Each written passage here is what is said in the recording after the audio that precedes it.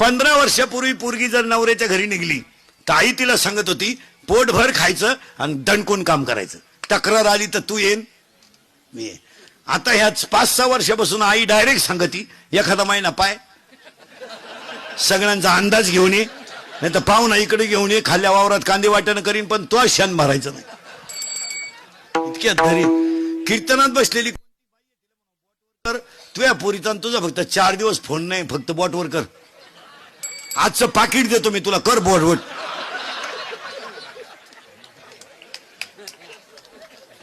तुला काम नाही का काय दुसरं? तिकडे मर ना, कांद्यात रॉप चिंबट ना, दुसऱ्याची घर का आलं बिगडी ती. उठपळ पुरीला फोन, उठपळ पुरीला. बरं विचारी ती काय जीवली का काय घालून गेलं, बोंबील भाजली खाती काय प्रश्न आहे?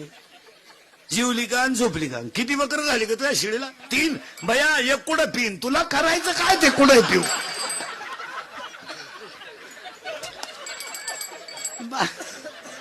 बावळ्याचा बाजार नाही.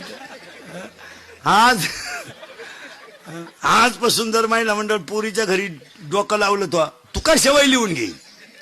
दिवाळी खात नाही तू, ले कशाने? हा विनोद नाही महाराज, तुम्ही सगळं बदलू शकता. प्रारब्ध बदलाल का मला सांगा? हे बा तुमचं माझं प्रारब्ध आहे. हे गायक रविदास महाराज गायक आहे, संकेत महाराज वादक आहे, यांचं प्रारब्ध बदललं, हे चांगले स्टेजला गेले. हे त्यांचं काय प्रारब्ध. मात्र आपण चालायचं का? तुमच्या मुलीचं उद्या प्रारब्ध फिरलं, उत्तम मध्यम प्रारब्ध असेल तर ती रोजाने जाऊ शकते. पण तेच प्रारब्ध जर पुढे बदलले तर तिच्या घरी रोजाने बाहेर येऊ शकतात ना. याच्यात त्याचं तुम्ही असं काय, तुमची पोरगी उद्या झोपडीमध्ये दिली, बिचारी 5टाच्या घरात राहते, प्रारब्ध बदललं, कांद्याचा डाव लागला, गपक्यात स्लॅब पडला, मग तू भावबंधाला देशील का? प्रारब्ध आहे. हा तो प्रारब्धात तुझ्या पोरीचं चांगलं होतं, 20 गुंठे इकून तो नोकरीवाल्याला पोरगी दिली, ते सापडलं भ्रष्टाचारात, तांबड्यात घरी आलं, तेच लोकांच्या खांड्या करायला लागलं. प्रारब्ध आहे ना.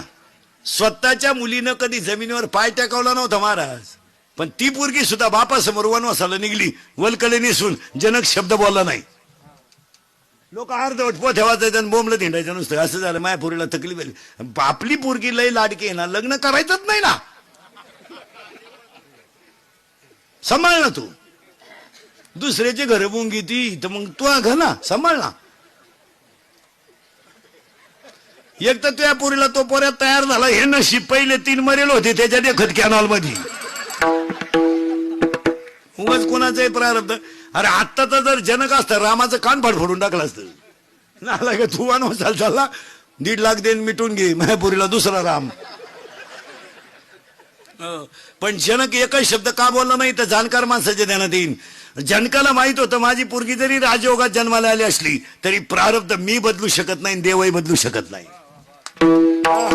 असू द्या मी गंध राजा जनक आहेत, पण मी माझ्या मुलीचं प्रारब्ध बदलू शकत नाही. यदा कदाचित माझी मुलगी जर 14 वर्ष वनवासाला गेली आणि ती जर इतिहासातच अमर होतात असेल तर वनवास करायला काय हरकत आहे? काय तुमच्या पोरीने नवऱ्याच्या घरी कष्ट केल्याने झालं? काय कष्ट झालं? अरे 15 वर्षापूर्वी मुलीचा बाप मुलीला 10 रुपये खर्चाला देत होता 2 महिन्याला, ते बी गपचीत द्यायचे, माणसात द्यायचे नाही. तर बापाच्या घरात त्याला चहा मिळत नव्हता. बाप जर पुरीला भेटायला गेला तर हे श्रीमंत नवरदेवांचे बाप इतके नालायक होते, ही आता जिरली यांची. तुम्ही आता गार झाले, तुम्ही लय फुगीर होते. तुमच्या कडक टोप्या चांगल्या वळवळ करीत होत्या, आता जिरली तुमची. नाही तर तुम्हाला चांगले लोक पूर्वी कांद्याचे पैसे व्हायचे, कुटुंब मजेशीर होते, जमिनीत ताकद होती, उत्पन्न भरपूर, जमीन पाण्याच्या कडाला, पाण्याचा प्रॉब्लेम नाही ना. तेव्हा तुम्हाला बळच पोरी देत होते लोक. तेव्हा तुम्ही लय आकडू. तुम्ही कुठं, आम्ही कुठं? हे कसं शक्य? तुमची जमीन आणि आमची कांद्याची चाव सारखीच. आता कशी जिरली? आता का कोंबड्याचा नाही तो का चांद्याची ताळी? आता बळच तुम्ही पुरीच्या बापाला म्हणता राम राम, तो लय यंदा नाही, तो तिकडे वड्याला सोडवो, आम्हाला नको.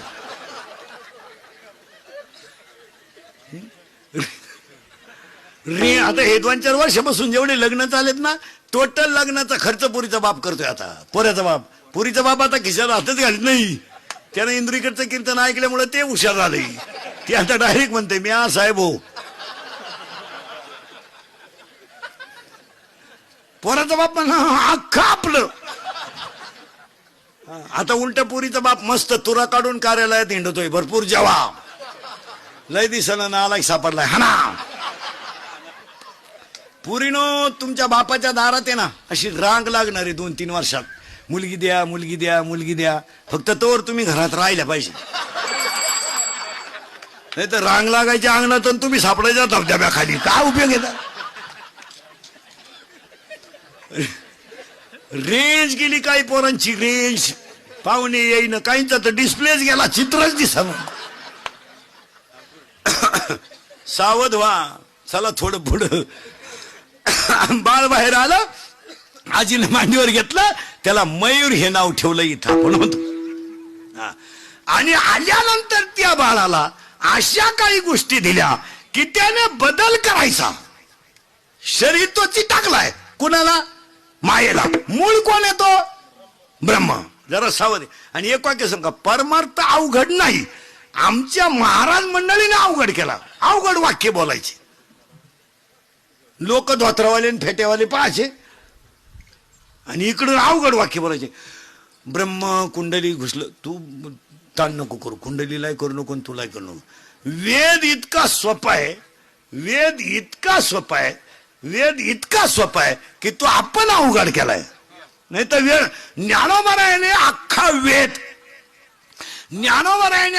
वेद 27 अभंगामध्ये लिहिला. 27 अख्खा वेद.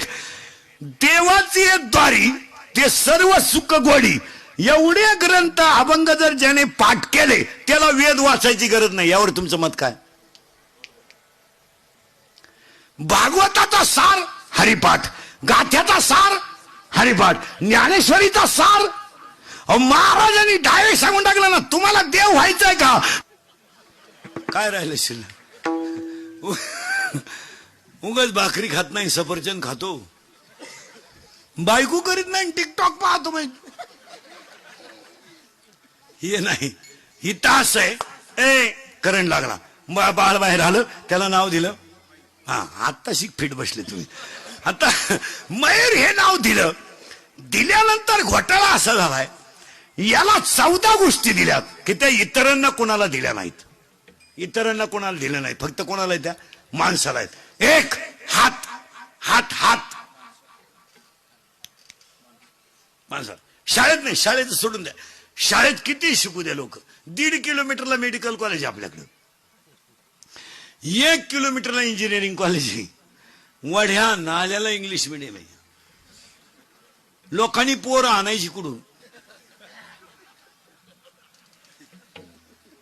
जेव्हा लोकांना पोरं होत होते तेव्हा तुम्ही शाळा काढल्या नाही. आता लोकांनी कार्यक्रम बंद केला तर तुम्हाला उत आला.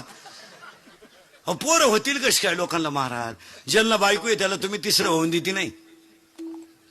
आणि जी बायका करायच्या मूडमध्ये त्यांना तुम्ही बायका देते नाही. एक हात 14 आहे बर का. हात त्याला 3 शब्द.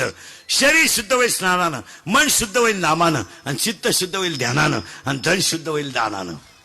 मग आजच्या पुण्यस्मरणाला 5व्या पुण्यस्मरणाला सगळ्यात महत्वाची गोष्ट अन्नदान. एवढंच आहे बाकी काय नाही. किती हे तुम्ही आणि मी गंज कमावलंय मागच्या अवलादींसाठी काय त्यांना घ्या नाही. आपलं आपल्याला विचारित आहे काय केलंय माझ्यासाठी आपलं. आता आपण केलं ते सांगायचं. बाप म्हणला मारली जखम आहे. मग आता काय करीन. तो लगेच म्हणतो काणी मारा सांगितली म्हणजे उपयोग काय त्याचा. एक वाक्य सांगा महाराज. आपल्या प्रारब्धात जेवढं असेल तेवढं दानानं पुण्य मिळेल तेवढंच पुण्य. बाकी या मागच्या अवलादींसाठी किती केलं तर पुण्य नाही. आणि आपल्या पोरांचा घोटाळा काय झाला तुमच्या माझ्या. या हरामींना आपण कमवायलाच काही ठुलं नाही. इयर खंदून ठुली पाईपलाईन करून ठुली घर बांधून ठुलं ते माझटले. उतारलं त्यांना. ते मोटरसायकल उतारलं कुत्र्याला होता ती. त्याचा बाप पिसळलेला होता. एवढं उताटून गेलं आणि यांना फुकाट मिळालं ना सगळं. हे जर उसखंडीला लावले असते गावंड्याच्या हाताखाली लावले असते सायपणी खंदायला लावले असते ना यांनी वळवळच केली नसती. यांना वळवळ का सुचली. सगळं फुकट घर आयतंय, यर आयते, मोटार आहे, बापानं बारे सुद्धा क्लिअर काढून ठेवलेत. व्हायला निघले कोणत्या तुकड्यात कोणचं पाणी जाईन. म्हातारा म्हणजे बिगर डोक्याचा इंजिनियर आहे तो. त्यानं बरोबर घर सुद्धा 2 पोरांना 2 बांधून ठेवले, झक मारून ठेवले. आपण वरून त्या अवलादीला 70ची पल्सर आहे फिरायला, 10चा मोबाईल, 2-2.5 हजाराचा त्याच्या पायात बूट. वरून बापानं 100 द्यायची पेट्रोलला, हिनं द्यायची 100. इथं लई खोडीची. हिनं उलट्या पोराला म्हणायचं अजून 100 राहू दे, त्याचं ऐकू नको, त्याचं ऐकू नको. तो पहिल्यापासून तसाच आहे. तो महिन्या नाही तो. त्याला मी 9वी पासून पाहते. एकाच वर्गात होतो आम्ही. तो जसा आहे काही जमलं नाही त्याला.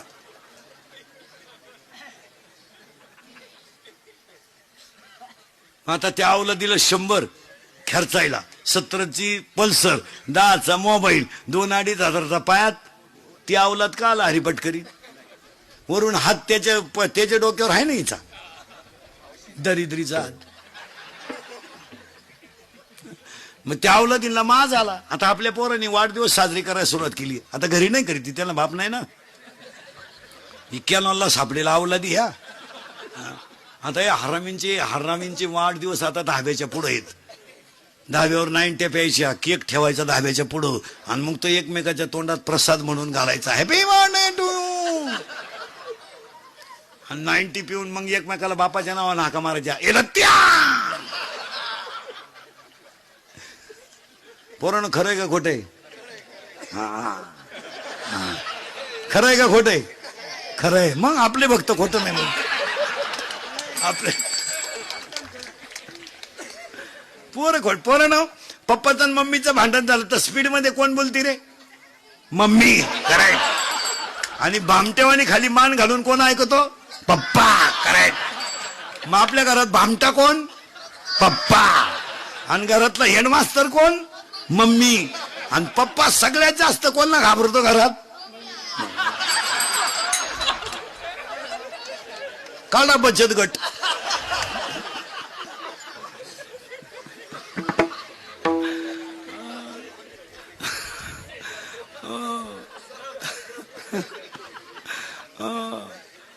पोरानं लवकर आजी उठती का मम्मी? आजी. करेक्ट. आणि निवांत उठून पहिला चहा ढोसीती ती मम्मी. करेक्ट.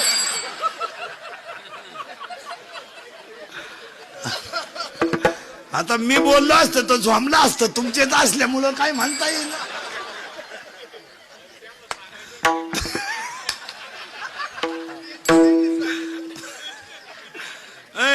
चला थोडं पुढं. हात एकच वर का 14 सांगतो पटकन. हात 1, 14 मोजायचे बाबा. किती? 14. हात 1, दान करा, दान करा. आणि पाया पडून सांगतो तेवढंच सत्य आहे, नाही तर बाकी सगळं. आता हे बिचाऱ्या घुमरी परिवाराचं एवढं मोठं अन्नदान घडेल ना, एवढंच पुण्य खरंय. खालच्या वावरात डाळिंब केले तरी तेच, वर चिंगळ्या लावल्या तरी तेच.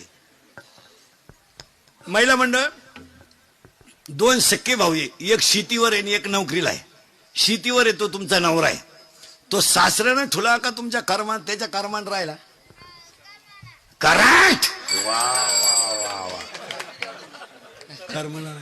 तरी ती सासऱ्याला काय म्हणते माहिती का? वाटोळं केलं माझ्या नवऱ्याचं. तू होती तवा? तू होती? तुला माहिती तुझ्या नवऱ्याचा इतिहास काही? त्याच्या पायी 3 गुरुजीनं बदल्या करून घेतल्या, असा नमुना गडी होता. त्याला जर सकाळी 9वी पाटी दिली तर दुपारी 60 घेऊन तो उलट तो सण घातल्यामुळे बैला आकाळलाय तो. आणि काय झालं, सरकार कायदा हे सगळं बायांच्या बाजूने गेले ना. महाराज नको त्याला मार्केट आलो, बाया जमूनच देईन असं काय. आपण घरात काही बोललं ती म्हणते दावा लाविणार. काय दावा लावीन तू? काय आम्ही म्हणजे बावळटच ठरलोय. आणि आमच्या अन्याय झाला. काय अन्याय तुमच्या?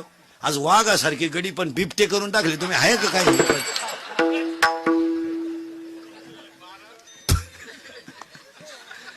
आणि आमच्या अन्याय झाला. काय अन्याय?